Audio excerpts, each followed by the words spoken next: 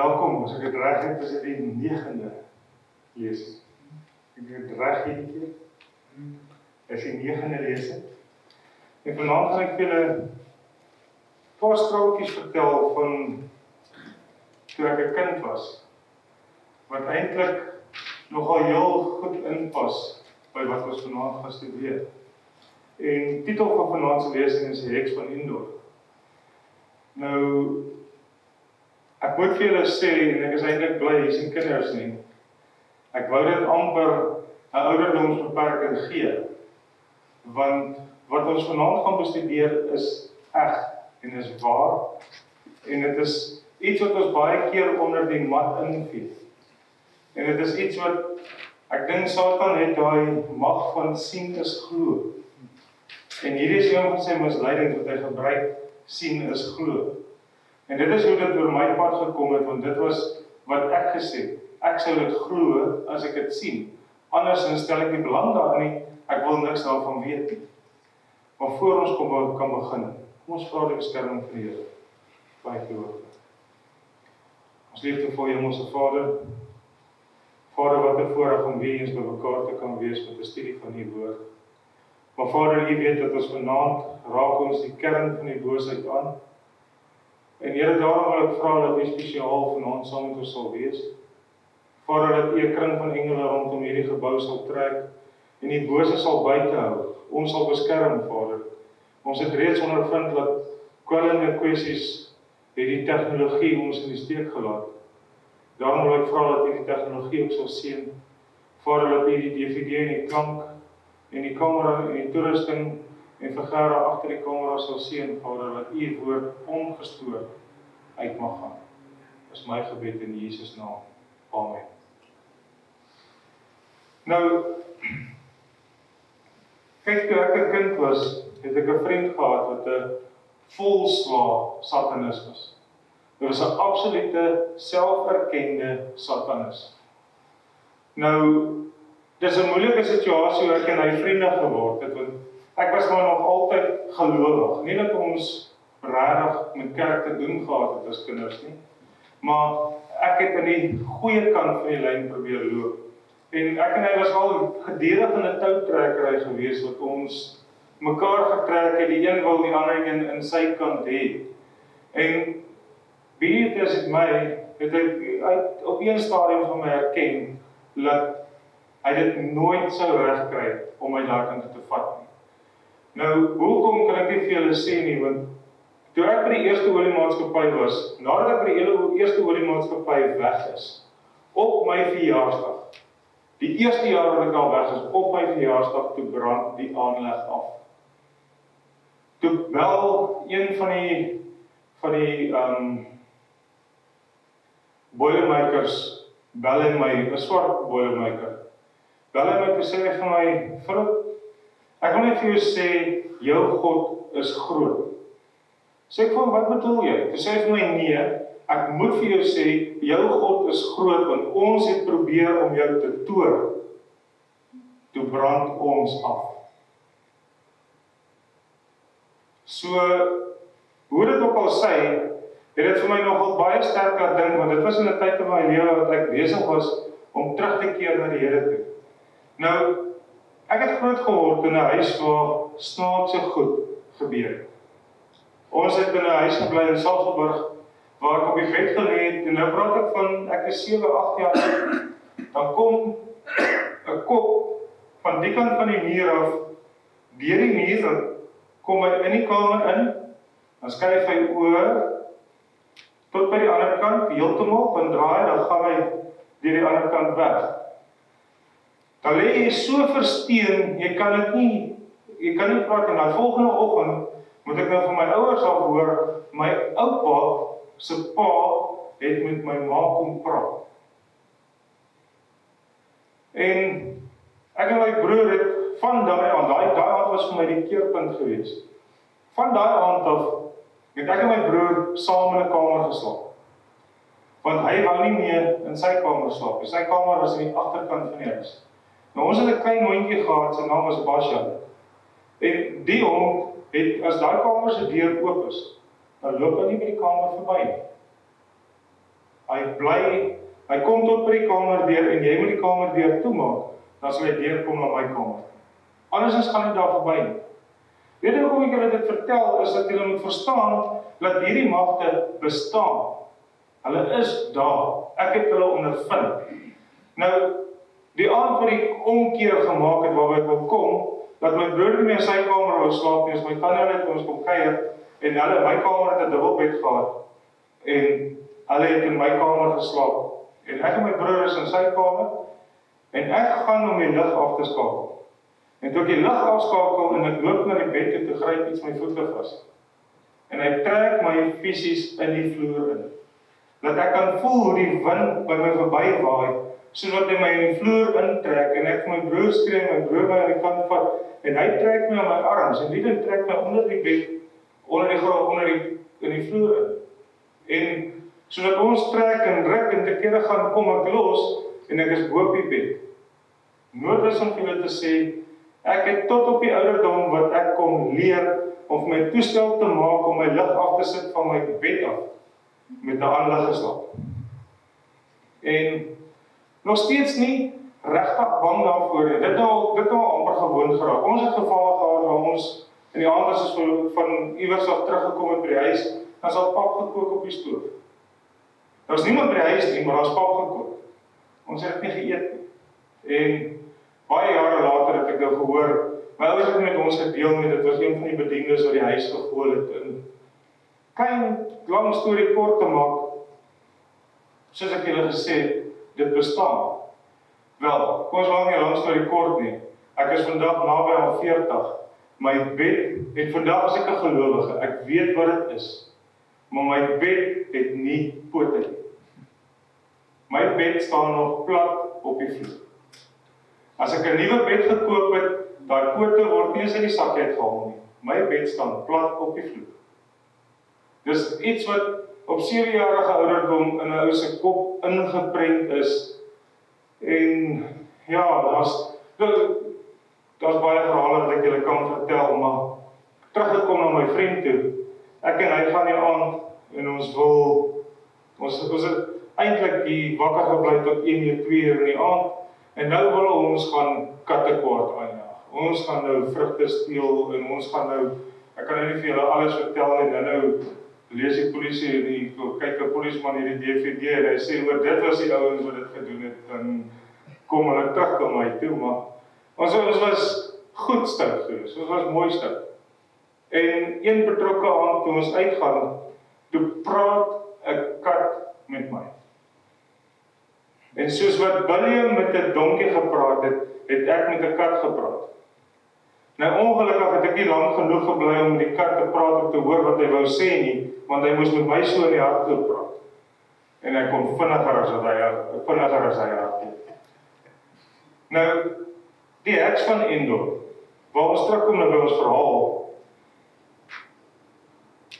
Saul, die eerste koning van Israel, het guns by die Here verloor, omdat hy sy eie kop basis gevolg het. En met die guns wat hy verloor het Israel begin om terug te val teen die Filistyne, en hulle het begin pak slaag kry by die Filistyne. En Saul het probeer om God te raadpleeg, maar God het hom nie meer geantwoord nie. En Samuel was intussen 'n paar jaar voor dit, is Samuel oorlede. En Saul het bekommerd geraak, want hy het gesien dat hulle die geveg gaan verloor. En toe kry hy van sy manne bymekaar en hy vra vir hulle om met iemand wat met geeste kan praat, op te roep of te kry dat hy met Samuel kan gesels. En so gebeur dit toe dat hulle 'n vrou in Endor kry wat met geeste kan praat. En mense ek was by gewees waar hulle al met geeste gepraat het. Ek het gesien daai goed is werk, ek wou dit nie glo nie, ek het self die boek vasgehou, ek het nie geglo hulle doen dit met hulle hande. Daai kragte is daar. Hulle is regtig daar. En ek gaan nou vir julle dieper in die lesing gaan ek vir julle sê hoekom ek weet, of hoekom ek glo hulle daar is en wat hulle doel is. Nou, Saul het toe nou gegaan, by die vrou gaan sien, En die vrou het begin om 'n gees op te roep, en daar het 'n gees opgekom. Nou die Bybel sê nie fisies, dit was Samuel nie, en ons weet, dit was nie Samuel nie. Dit was iemand wat homself voorgedoen het as Samuel. En hy het vir Saul 'n voorspelling gemaak, dat hulle lewens gaan verloor in die volgende dag, sy kinders en dan hy. En so het dit toe ook gebeur, maar wat het gebeur? Saul het homself doodgemaak. Weet, Saul het die uiteinde van wat gebeur het hy op homself gebring. Dit sou nie noodwendig so gewees het nie. Hy het in sy swaard geval, self, omdat hy geglo het wat hierdie gees gesê het. Nou kan 'n gees vir jou sê wat in die toekoms gaan gebeur. Mense, ek het nou die aand vir julle gesê dat as jy vir 'n kind sê moenie op 'n bed spring nie, jy gaan val, maak jy hom nie dit gebeur nie. Om oorhoogs te sien wat besig is om te gebeur, kan jy bepaal wat gaan gebeur vorentoe. So dit is nie onmoontlik vir 'n gees om te sê wat gaan gebeur nie. Maar die Bybel verbied ons om daardie kontak te hê. Dit is iets wat God nie vir ons toelaat nie. Want hy weet ons sal verstrik raak en verstrengel en ons sal van die pad afgaan. Daarom het hy die wet uitgevaardig dat elkeen wat met geeste omgang het, gedood moet word. Nou, 'n mooi feit, as julle kyk op die skerm, Winchester, die Winchester vuurwapen maak, weer van die man wat dit uitgevind het, sy kleindogter, of hulle kleindogter, het 'n huis gebou op raad van wat sy van geeste gekry het, wat so 'n persoon soos die Heks van Endor vir haar gesê het, die afgestorwene geeste is van die mense wat deur die Winchester vuurwapens gedood is. En sy het die Winchester kasteel gebou, wat uit 47 vertrekke, elke vertrek het deure en kaste wat na nêrens toe lei, die trappe wat net opgaan, elke ding is klein hoek, groot hoek, uit proporsie uitgebou, soos wat sy vir 27 jaar aan mekaar gebou het, sonder ophou.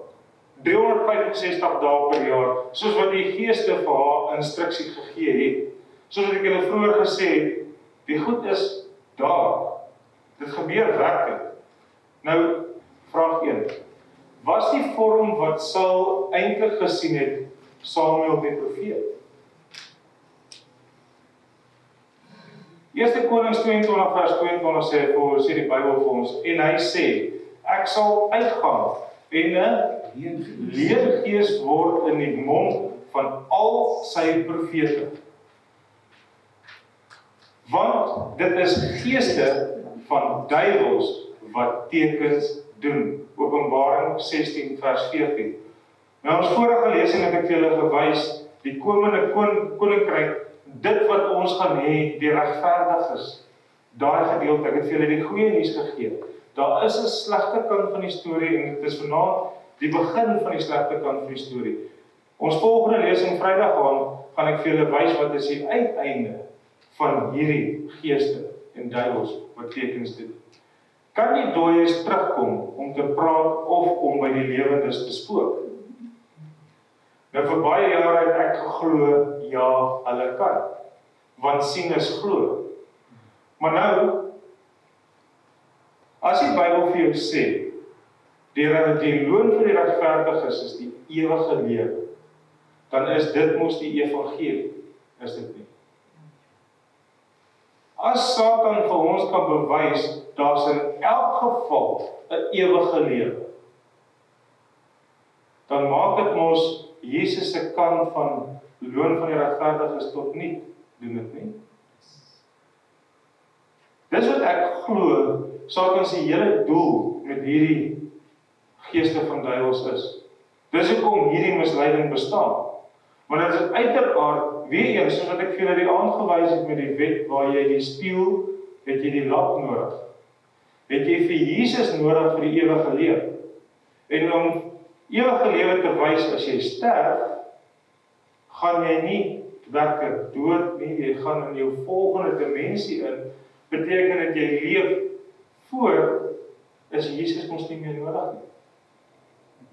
Dit haal hom weer uit die prentjie. Dis wat hierdie so belangrike misleiding maak van tyd. Want wat was die heel eerste misleiding gewees wat in die wêreld ingekom? Satan sê vir Eva, julle sal gewis nie sterf nie. God sê, as julle van die vrug eet, sal julle sterf. Satan sê, die slang sê vir Eva, julle sal gewis nie sterwe nie. Wat word vandag geglo? Nou Johannes 14 vers 21 sê, sy kinders kom in eer, maar hy word dit nie gewaar nie. En hulle word gering, maar hy let nie op hulle nie. Praat van die wat in die graf is. Dit wil sê, soos ons nou gaan lees, die Bybel sê, iemand wat dood is, kom nie terug nie, hy weet niks nie. Prediker 9 vers 5, 6 en 10. Die dooies weet glad niks nie. En hulle het geen loon meer nie, want hulle nagedagtenis word vergeet. Prediker vers 6. Hulle liefde, sowel as hulle haar, ook hulle naaiwer het lankal verdwyn, en hulle het vir ewig geen deel meer aan alles wat gebeur het onder die son. Nou, hulle het vir ewig geen deel meer aan alles wat gebeur onder die son. So hulle het nie deel daaraan om vir jou, so Saul, soos wat die Bybel of Saul geglo het, Samuel nou teruggekom het om vir hom te sê wat gaan gebeur. Dit kon nie hy gewees het nie, want Samuel was dood. Dis geeste van duiwels wat tekens en wondere doen. Vers 10. Want daar is geen werk of oorleg of kennis of wysheid in die doderyk waar jy heen gaan. Die dooie loof nie die Here nie, Psalm 115 vers 17. In die dood word aan u nie gedink nie, Psalm 6 vers 5. Hy sal nie meer na sy huis terugkeer nie, Job 7 vers 10. Dood kan nie loof nie, Jesaja 38 vers 18. En sy gedagtes vergaan, Psalm 146 vers 4. Nou, verstaan julle hoe my lewe kon uitgedraai het, en ek het nie vir julle die helfte vertel van wat met ons gebeur het, wat ons ervaar het. Ek het soveel goed aanskou en gesien, wat my algehele gelowige in die gesproke riem sou gemaak het. Maar gelukkig sê die woord vir ons te uitdruklik, dit kan nie dit gewees het. En soos ek vir julle sê, dit is eintlik Satan se grootste aanslag wat hy het. Volgens die boek van Openbaring, wie het die sleutels van die dood? Nou dis belangrik, want hierdie mense wat glo dat hulle nou in die hel is, wie hou die poorte van die hel volgens hulle? Satan. So hy beheer sy eie straf. Dis nogal... Dit maak net nooit sin nie. God se logika is altyd net presies. Openbaring 1 vers 17 en 18. Ek is die lewende en ek was dood. En kyk, ek leef tot in alle ewigheid en het die sleutels van die doderyk en van die dood. Dis Christus. Hoe het God die mens gemaak in die begin? Nou, dis 'n belangrike punt, want ek het daarom al vir julle vertel dat die vrou is daarom die opgradering, nee. Maar ons kan kyk as hoe die heel eerste man geskape is. En let op, met alles het hy gespreek en dit was daar. Hy het gepraat, die bome, die visse, die diere, so wat hy gepraat het. Maar hierso het hy eerste interaksie. Ons is geskape vir interaksie met God. En die Here God het die mens geformeer. Hy het fisies gegaan en ons gebou. Hy het nie net gepraat nie, hy het sy aandag geskenk toe hy ons gemaak het. Geformeer uit die stof van die aarde en in sy neus die asem van die lewe geblaas. En dan belangrik, so het dan die mens 'n lewende siel geword. Daar staan nie, jy het 'n siel ontvang nie. Grond, geformeer, met asem ingeblaas, lig, suurstof, ingeblaas, word 'n lewende siel. Wat is die doel van jou longe? Weet, jou brein, jou longe en jou hart is zeer sekerlik jou belangrikste funksionele organe wat jy kan kry. Want daar is nie kunsmatig, rarig, 'n hart in 'n mate kan jy kunsmatig jou bloed deur jou liggaam op 'n pomp kry. Maar 'n longfunksie is om die suurstof wat jy inasem met jou bloed te meng, dat dit die res van jou liggaam kan voed. Nou die Bybel sê die lewe is in die bloed, of die gees is in die bloed. Sê asem, dis die suurstof. Die suurstof wat jy inasem, is wat die lewe deur jou bloed gee. As jy daai suurstof wegvat, is dit die asem wat jy uitblaas. En jou lewe is weg. Jy het daai asem, jy het die suurstof nodig om 'n lewende siel te bly. Sonder dit, sê die Bybel, waartoe keer die liggaam terug? En stof in die aarde. Wat gebeur tydens die dood? En die stof na die aarde terugkeer, soos dit gewees het, en die gees na God terugkeer, wat dit gegee het. Nou onthou, God het die asem ingeblaas. Dis nog steeds die lig, is die asem wat jy weer uitblaas. God is alomteenwoordig. Die asem gaan outomaties terug na God. Die stof tot stof gaan jy terug in die aarde. Weet, die Bybel sê Jesus is in 'n nuwe graf neergelê. Nou in die jare toe Jesus gekruisig is, het hulle die praktyk gehad dat jy 'n ou graf sou gekry het. 'n Ou graf was 'n graf waarin iemand al begrawe was, en hulle begrawe die persoon vir 'n tydperk. Daarna gaan hulle in, want hy's ontbind, hy's weg, vee dit alles uit. Die bene waaroor is daar 'n plek gewees buite die stad dat hulle die bene gegooi waar die aasvoëls bymekaar kom. Ons gaan dit behandel, so ek gaan net vlugtig daaroor. Waar die aasvoëls bymekaar kom, bene skoongemaak en daai graf is weer gebruik. So in sy tyd het hulle dit so verstaan. Behalwe nou vir die koninklikes. Want my asem is nog heeltemal in my, en die lewensasem van God is in my neus. Job 27 vers 3. Waarna toe gaan die dooies wanneer hulle doodgaan? Dan word hy na die graf gebring, en hulle sorg vir sy grafheuwel. 'n mooi hoopie. En weet jy kan net deur die begrafplaas loop om te sien dat hierdie is 'n gedeelte wat mense heeltemal verkeerd verstaan. Maar dit is interessant as jy op die ouer grafte kyk. Meeste van die ouer grafte 40, 50 jaar terug staan daar: hier rus boetie, hier rus sussie, hier rus my moeder. Salig rus hy tot die wederkoms. Die nuwe grafstene sê almal is nou in die hande van Jesus. Kyk nou af op ons. Daar het 'n verandering ingetree in die verstaan van wat die Bybel sê. En ek gaan myself verstout om te sê dat daar eintlik net 'n toemaak van die Bybel is en 'n saam met die stroom, saam met die misleiding lewe is vandag daar buite. Nou die Bybel sê hierdie evangelie gaan wêreldwyd verkondig word, dan sal die einde kom.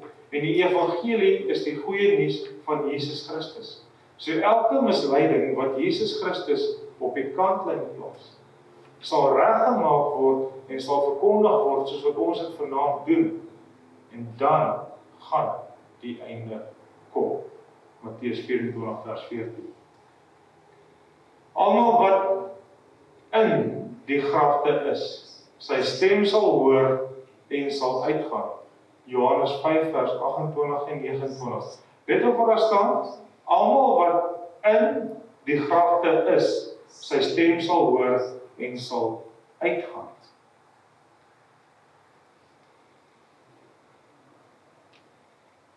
Die misleiding word deur die media, deur Hollywood, so in jou gesig, in jou huis gebring, dat dit vandag moeilik is om die TV nie aan te skakel en nie iets te sien vermeng met wat van die bose af is nie. En die Bybel sê vir ons kan ook lees, Efesiërs 5 vers 11, hou geen gemeenskap met die krag van die duisternis. Maar openbaar dit. Nou ons doel is nie vanaand om vir julle te vertel net dit is daar nie, was om julle te waarsku en julle te wys dat die lig daar is. Ons is nie met die kragte van die donker gemeng nie. Ek is vanaand nie meer bang daarvoor nie. Nie sodat ek as 'n kind was nie. Maar ek kan vir julle sê, ek is versigtig daarvoor. Want ons kan nie oorlog voer op sy terrein nie. Ons kan nie teen hom oorlog voer op sy terrein. Maak nie saak, die krag, God se krag in ons, wie in ons is sterker as hy wat in die wêreld is. Maar ons is nie veronderstel om ons God op daai plek te plaas waar hy ons daar moet beskerm nie. Ons is nie veronderstel om dit self te doen. Hy sal ons beskerm waar dit oor ons pad kom. Ons is nie veronderstel om hom in die versoeking te bring nie. So ons is nie veronderstel om daarmee te meng nie. Mense, daardie ervaring van uit jou liggaam uit. Ek het my regterbeen gebreek, ek was in narkose en ek het gestaan en kyk hoe hulle my been regmaak. Dis nie onmoontlik nie. Dis net nie goddelik nie. Sulke goed gebeur. Dis sekerlik die moeilikste om met 'n persoon te praat wat dit al ervaar het. Weet, hoe sou mense in Afrikaans sê, near-death experiences. Dit is nie makliker of beter manier om in Afrikaans te sê, amper dood ondervinding, of net voor die dood ondervinding. Het hulle eintlik uitgevind, is 'n neurologiese misvalle van die brein wat dit vir jou gee. Dis 'n tekort aan suurstof wat jou eintlik dit gee jou hallusinasies weens 'n gebrek aan suurstof. En as jy daar uitkom, is meeste van die wat die mense onthou is hierdie koel lig. En die res word maar bygevoeg en almal klink mos nou maar presies dieselfde, maar as ek hele saal wil mislei, gaan ek julle mos dieselfde storie gee, gaan ek nie? As die Bybel vir ons sê daar is nie so iets nie, dan is daar net nie so iets nie. Die Bybel maak dit duidelik dat koning Dawid gered is hy nou al in die hemel. Die Bybel maak dit ook vir ons duidelik. Handelinge 2 vers 29. Broeders, ek kan vry uit met julle spreek oor die aartsvader Dawid, dat hy gesterf het en ook begrawe is. En sy graf is by ons tot vandag toe.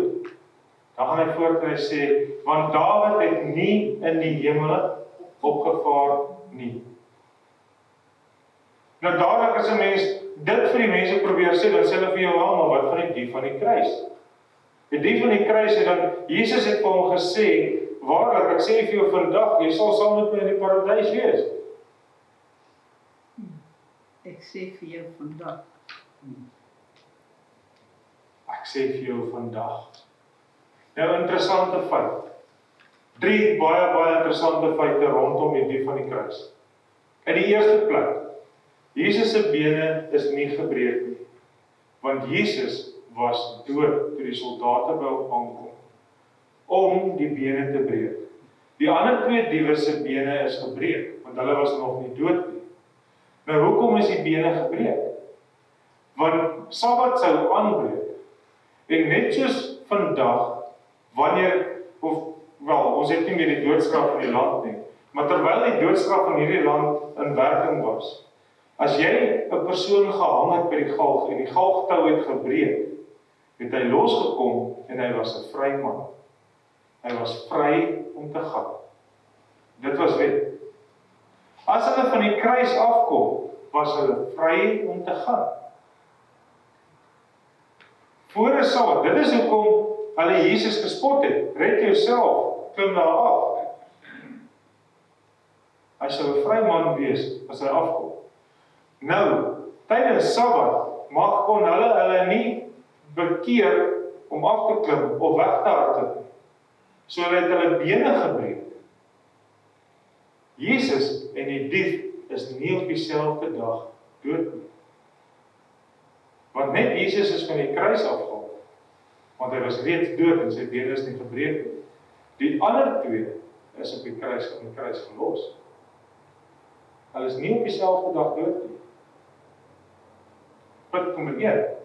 Punt nommer 2, Sondagmôre, toe Maria vir Jesus sien en herken, toe wil sy aangryp, toe sê hy vir haar, raak my nie aan nie, want ek was nog nie by my Vader.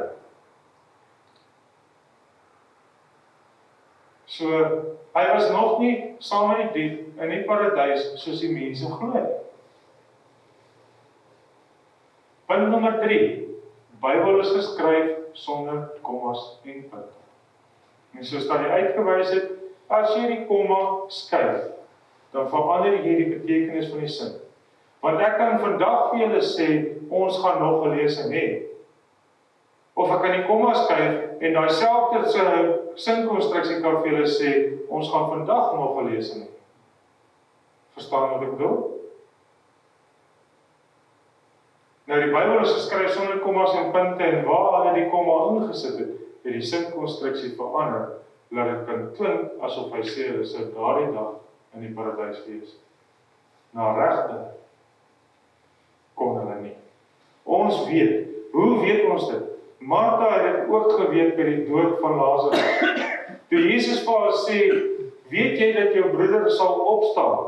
Of glo jy dat jou broer sal opstaan? Toe sê sy vir hom, ja Here, hy sal opstaan in die laaste dag. Sy het geweet hy gaan opstaan. Hy was 'n gelowige, hy was 'n geredde. Nou, dit is basies deel van die goeie nuus. As jy 'n gelowige is, gaan jy nooit dood nie.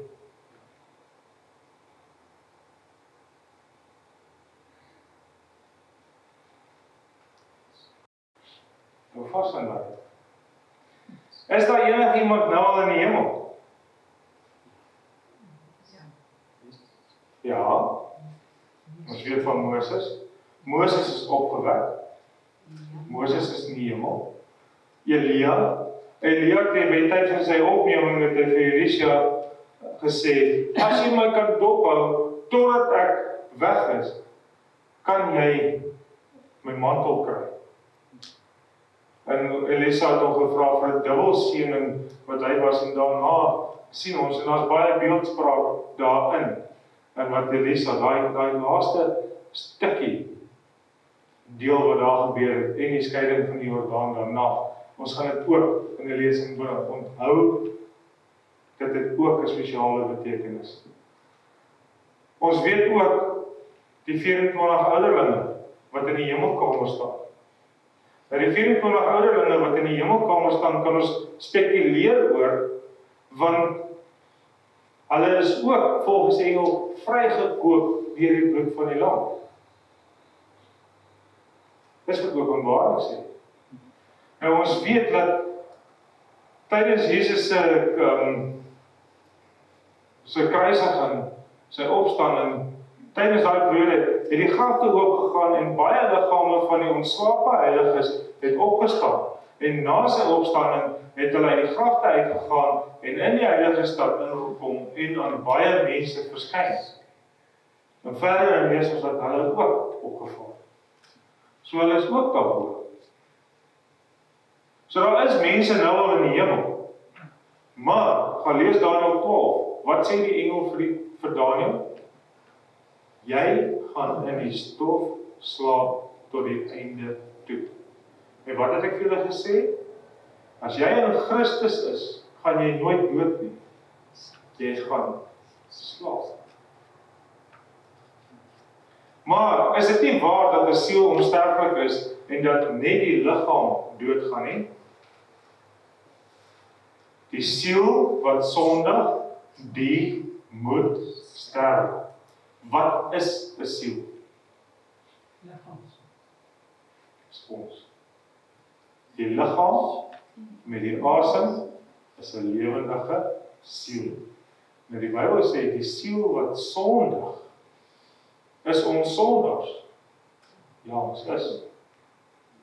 As jy jou sonde bely en dit agtergelos het, is jy 'n sondaar of is jy 'n geredde?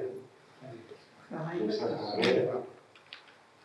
Ek wil wegkryg van daai jy is nog steeds 'n sondaar. Ek is in Christus. Sonde is en bly 'n keuse. 'n blye keuse wat jy maak. Sou 'n sterweling regverdig wees voor God?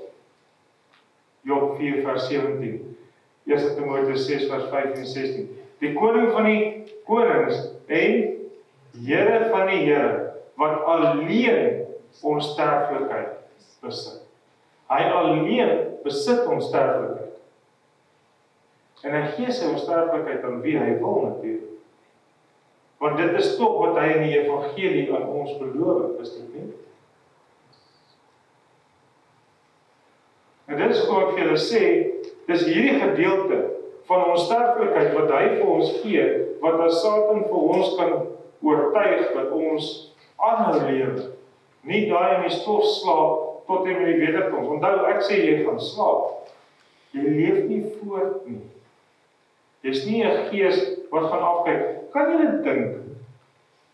Dink daaraan. Jy's 'n ouer. Jy het gesterf. Jy kom in die hemel aan.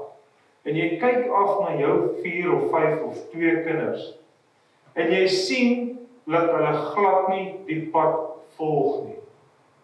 Gaan die hemel vir jou lekker wees? Dit gaan mos nie. Soos wat Dawid gewens het, hy kon in Absalom se plek gesterf het. Sal jy mos dieselfde voel, dat jy in hulle plek sal wil afgaan as hulle net daar kan wees. Dis tog ware liefde. Ware liefde is om jou lewe vir 'n ander een te gee. So jy sal konstant uit liefde gered wees en uit liefde in die hemel kom en jou liefde vir jou kinders gaan jou dwing om nie daar te wil wees nie. As jy hulle sien, verkeerde weg. Wanneer sal die regverdige onsterflikheid gegee word? 1 Korintiërs 15 vers 51, 53. Ons sal almal verander word. In 'n oomblik, in 'n oogwink, by die laaste bassein. Soos Martha vir Jesus gesê het, ek glo dat hy sal opstaan in die laaste dag. Want die bassein sal weer klink en die dode sal onverganklik opgewek word. Want hierdie verganklike moet met onverganklikheid bekleed word. Want die Here self sal van die hemel neerdal met 'n geroep, met die stem van 'n aartsengel. En met die geklank van die bassein van God, en die wat in Christus gesterf het, sal eerste opstaan. Waarvan sal jy opstaan as jy reeds daar is? Toe Lazarus uit die graf uit opgestaan het, toe Jesus hom opgewek het uit die dode uit, het hy nie vir die wêreld vertel hoe dit lyk in die hemel. Dit was ek nie die kameras en daar het gehad in daardie tyd nie, maar daar staan niks opgeteken van 'n nadoodse ervaring wat hy gehad het nie. Staan daar? Die dogtertjie wat opgewek is. Hoeveel mense is uit die dood uit opgewek in die Bybel? Hoeveel keer het dit gebeur? Ek meen Paulus, wat net soos ek langdradig gepreek het vir die mense, het een man doodgepreek. En hy is opgewek uit die dood. En niks daar word geskryf van wat hy gesien het nie. Hoe verwys die Bybel herhaaldelik na die dood? Slaap. Jesus het gesê, Lazarus, ons vriend, slaap. En as julle reg onthou, sê sy disippels dan vir hom, maar Here, dit is goed as hy slaap, want dan sal hy mos gesond word. Toe besef hy, hulle verstaan hom verkeerd en hy sê, Lazarus is dood. Johannes 12 vers 11 tot 14. En hy sê, ek gaan om hom wakker te maak. Nou mense, daar's baie waarhede in daai gedeelte, waar Christus gaan bid het voor daai graf. En toe hy opstaan, en hy skree met 'n groot stem, Lazarus, kom uit. Hy kon nie net opgestaan en gesê, staan op nie, want elke dooie een in Christus se naam opgestaan daar. Hy moes hom spesifiek oproep. Tussen die dooies. En net soos wat Jesus sê, hy ken elke een van ons, sal daardie basyn klank, as enige van ons op daardie stadium al in die graf is, wat ek glo, ons wat hier sit, 'n baie goeie kans het om hom te sien kom. Lewendig te sien kom. Dis 'n naam wat ek glo dit is. Maar die wat in die grafte is, gaan geroep word op jou naam. Jou naam sal geroep word. Soos wat ek in die oggende deur my pa wakker gemaak was om op te staan. Die wintersoggende, wanneer dit bietjie moeiliker geword het, het daai stem ook 'n groter stem geword. So Matteus 27 vers 52. En die grafte het ook gegaan en baie liggame van die ontslape heiliges het opgestaan. Die wat geslaap het, onthou, daardie mense moes opstaan uit die graf uit. En toe aan die mense verskyn. Hulle het nie van die hemel af teruggekom en aan die mense verskyn. As jou dag vol is en jy met jou vaders ontslaap het, 2 Samuel 7 vers 12. Psalm 13 vers 4. Aanskou tog, verhoor my Here, my God, verlig my oë, sodat ek nie in die dood inslaap nie. 1 Tessalonisense 4 vers 14. Dan sal God ook so, die wat in die Jesus ontslaap het, saam met hom bring. Saam met hom bring. Wanneer ons om tegemoet kom in die lig. En saam met hom vir die 1000 jaar gaan. Ons volgende lesing gaan ons wys wat by die ander kant gebeur, en daarna gaan ons weer terug na die goeie toe. Sedert towenaars, hekse en waarsêers geen kontak kan hê met die dode nie, het nie. Met wie is hulle in kontak? Wie was in die kerk wat met my gepraat het? As geeste van duiwels wat tekens doen. Openbaring 16 vers 14.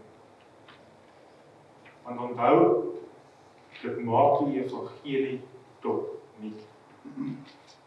En Satan het toe hy die hemel uitgewerk is, 'n derde van die engele saam met hom aarde te gebring. Hoekom wil Satan hê ons moet glo dat die geeste van die dooies regtig lewe? Want daar sal valse Christusse en valse profete opstaan, en daar sal groot tekens en wonders doen, om as dit moontlik was ook nie uitverkorenes te mislei. Kyk, ek het dit vooruit vele gesê. 2000 jaar terug het Christus dit vir ons gesê, en wat se werklikheid is dit nie vandag? Vandag het jy TV-programme wat hulle vir jou probeer toon, dat jy met die dooies kan praat, en wat jou oorlede pa vir jou kan sê. En so ek julle reeds gesê het, mense daar goed bestaan, maar moet onthou, dat daardie duiwel of gees het ook oorlede papi of mammy geken. Hy kan hom voordoen as oorlede papi of mammy. Hy kan dit doen. Hy kan sy stem namaak. Alles om die uitverkorenes te kan mislei. Hoekom doen Satan dit? As ons gaan kyk na die geval van Sodom en Gomorra, wat het God vir Abraham gesê, vir hoeveel sou hy Sodom en Gomorra gespaar het? As hy Sodom en Gomorra sou gespaar het, terwille van 'n handjievol heiliges, staan Satan mos 'n kans dat God die wêreld sal spaar, terwille van 'n handjievol heiliges. Sien julle wat is sy doel? Hy moet hulle aan die misleidingskant kry, want dan het hy 'n kans. Nou ons weet, ek het die finale storie gelees. Hy kry dit nie reg nie. Want die Here se reddingsplan is volmaak. Maar hy moet probeer. Ek het so ruk terug vir julle gesê, nou, bietjie vooruit hardloop na Vrydag aand toe, maar Vrydag aand gaan ek vir julle wys hoekom Satan dit so maklik gaan regkry om die hele wêreld te draai om die nuwe Jerusalem aan te val. Dit is so maklik, dit is reeds ingereed. Inteendeel, dit is al so gereed dat jy dit môre kan doen. Julle sal Vrydag aand baie mooi verstaan hoekom ek so sê. Hoe effektief sal Satan hierdie bose geeste gebruik in die laaste dae? Vrydag aand gaan ek julle nog beter wys. Maar in die koerante, how to contact your loved ones in heaven. Daardie film, kyk, toe ek hom gekyk het ek regtig geglo, dis een van die beste en mees realistiese produksies ooit gewees. Mense, dit is so duiwels, soos duiwels kan wees. Daar's meer as 70 miljoen en hierso het hulle uitgegaan en hulle het in die straat gegaan met 'n paar mense praat hieroor. En uit die 10 mense wat hulle onderhoud mee gevoer het, was daar nie een wat dit reg geantwoord het of gesê, almal van hulle het geglo, die mense wat oorlede is, loop vandag tussen ons. Oor sien wat ons is. Hulle kan hulle by hulle voel. Almost 70 million Americans said they think it's possible to communicate with the dead. Ek gaan nie met hulle stry nie, want die toekoms van daardie bose engele is die dood. So die slegte nuus vir hulle is dood. Want deur jou towery is al die nasies verlei. Geval het die groot Babilon en dit het geword 'n woonplek van duiwels en 'n versamelplek van allerhande onreine geeste.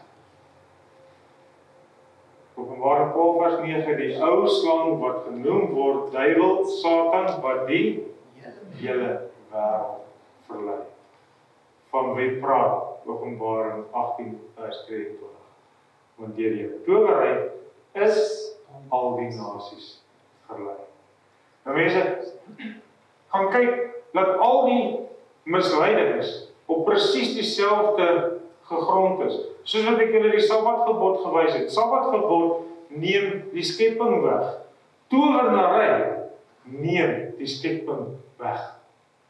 Dit maak 'n grap van die skepping. Hoekom sê ek so? God het gespreek en dit was daar. Wat is 'n towenaar? Abraham, daar's dit. En weet julle wat? Hulle wil vandag dit inskryf dat dit presies is wat God gedoen het. Hulle die Hebreëse woorde wat hy gebruik het, was Abraham. Dis hoe ver dit gaan. Want dit is die gedeeltes wat hulle wil aanval. Dit is wat hom vir ons maak, wat hy vir ons is. Wat dink God van hierdie wonderwerke wat deur bose engele gedoen word? Nou persoonlik dink ek dit maak hom hartseer as hy sien hoe dit ons vang. Maar hy het my uit dit gered. Hy het my uit dit beskerm. Hy kan almal en sal almal beskerm. En as daar 'n man of vrou wat waar sê onder julle, moet hulle sekerlik gedood word. Nou vandag beteken dit nou nie ons moet na die koerant opbel optel en bel die persoon wat dit is uitvind waar sy of hy is en haar gaan doodmaak nie. Dit was in Bybelse tyd gewees om die volk rein te hou. Wat beteken dit vandag vir ons? Bly weg. 1 Timoteus 4 vers 1. Maar die Gees sê uitdruklik dat in die laaste tye sommige van die geloof afvallig sal word en verleidende geeste en leringe van duiwels sal aanhang. Mense, hoeveel van ons huidige gelowe word voorgehou as gevolg van mense wat iemand uit die dood het gesien het terugkom, wat glo die mense is nou in die hemel, uit 'n geliefde gesien, of die geliefde wat in die motorongeluk was, het Jesus gesien wat hulle gewag het, totdat die ambulansmanne daar aangekom het. Daai gelowe word gedraai dat die mense hierdie goed begin glo, en so stukkie vir stukkie is ons nie sterk genoeg om in ons eie krag daarin te gaan. En so word hulle van die pad af in die duisternis ingelei. Hou nie gemeenskap met die onvrugbare werke van die duisternis nie. Efesiërs 5 vers 11. Gaan lees Efesiërs 5 vers 12 ook. En die werke van die vlees is openbaar, naamlik oorspel, hoerery, onreinheid, ongebondenheid, afgoderry, towery, vyandskap, twis, jaloersheid, toornigheid, naaiwer, tweedrag, partyskap, afguns, moord, dronkenskap, brassery en dergelike dinge. Sien waarby word towerheid getel? Towenaars, hulle deel is in die poel wat brand met vuur en swaal. Dit is die tweede dood. Nou, die tweede dood is die dood wat vir ewig sterf. Dit is wanneer dit weg is. In die poel van vuur. Dit gaan ek vir julle Vrydag aanwys. Wat is die glorieryke krag wat God sy mense aanbied? Sodat ek hom kan ken en die krag van sy opstaan. Waar Christus die dood oorwin het, waar hy opgestaan het en dit vir ons voorhou vandag. Dis die evangelie. Hy moes sterf om die prys vir ons te betaal, dat ons die ewige lewe kan hê. Filippense 3 vers 10. Sodat ons die ewige lewe kan hê. Nie dat as jy doodgaan, jy reeds die ewige lewe het nie. Die goeie nuus, die evangelie, is dat sy opstanding vir ons dit gee as ons gehoorsaam is. Dis my gebed vanaand dat dit is wat elkeen van julle wil hê. Soos jy erken God is in volle beheer van die aardse gebeure, is jy bereid om hom volle beheer van jou lewe te laat. As jy is, staan met my as ons bid.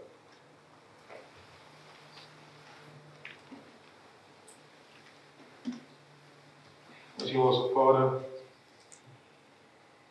waar ons vanaand by mekaar kom, en Vader, ons is besig met die moeilikste gedeelte van die les, van die studie, waar ons regtig waar die koninkryk van die dode, sy paleis en sy misleidings, stukkie vir stukkie gaan afbreek.